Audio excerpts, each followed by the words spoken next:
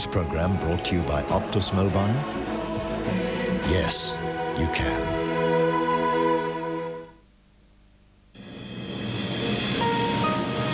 From National 9 News, this is Nightline, a special budget edition with Jim Waley. Treasurer Peter Costello confident of delivering his 5th budget surplus. Tax cuts for the aged and compensation for prisoners of war. But Labor says the government's simply giving back what it's already taken. Good evening. Later in Nightline, the rest of today's main news and sport. But first, the budget. Peter Costello's 6th as Treasurer. And he's revealed expectations of a higher than forecast surplus, $1.5 billion, assuming that the economy grows by the expected 3.25%. The winners are self-funded retirees, pensioners and business. For the unemployed, though, an extension of work for the dole.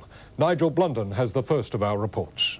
I call the Treasurer. With an election looming, the government had promised a budget with a few surprises, and one of the biggest came in the form of a budget surplus well above expectations, $1.5 billion for this financial year. And the budget I present tonight is in surplus for the 5th consecutive year.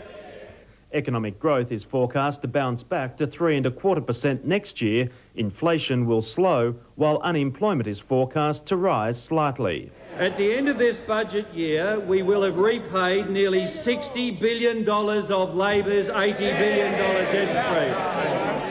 Older Australians are the main winners. The tax-free threshold for pensioners and self-funded retirees rises. Over 2 million pensioners will receive a one-off $300 payment to offset the impact of the GST. Access to seniors' concession cards will be extended, and all health card holders will get the telephone allowance currently available to pensioners. These are very large tax reductions for older Australians. $700 million will be spent expanding job search training and work for the dole. A new working credit system will enable the unemployed to earn $1,000 with no loss of benefits. All unemployed people will have to do some training after 3 months out of work and community work after 6 months. Health gets $900 million, including increased GP rebates, funding for more nurses in the bush, and measures to combat asthma, mental illness, cervical cancer and diabetes. The Natural Heritage Trust gets a further $1 billion, almost $600 million goes to improving quarantine services, departure tax rises by $8 and businesses will get an immediate tax break for work vehicles. From midnight tonight, registered business will be able to claim back full input tax credits on the purchase of motor vehicles. And as expected, veterans held as POWs by Japan during World War II will receive a special payment. The government had promised a budget full of goodies, especially for older Australians. But the big question now is whether enough has been offered to win back the support of disgruntled voters in the lead-up to the election. Nigel Blunden reporting for Nightline. Reaction to the budget has been mixed. The opposition and the Democrats saying it lacks vision and is designed to do little more than shore up the government support among older Australians. Welfare groups have also criticised the reforms, saying they fall well short of what was expected. But as Laurie Wilson reports, business and farmers have welcomed the overall budget package. While they welcomed the extra support for older Australians, both the opposition and the Democrats accused the government of doing little more than trying to buy votes in the lead-up to the election.